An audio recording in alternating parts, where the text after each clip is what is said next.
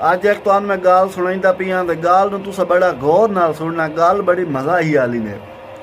एक बंदे ने ना सवानी वग गई कौमे च।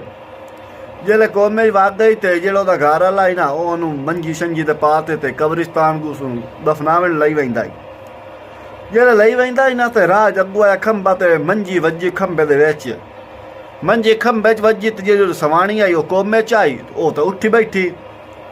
उस टाइम वो घर लाए आ गया तो मोड़ तकरीबन 1 साल बाद मोड़ और सवानी मर गई।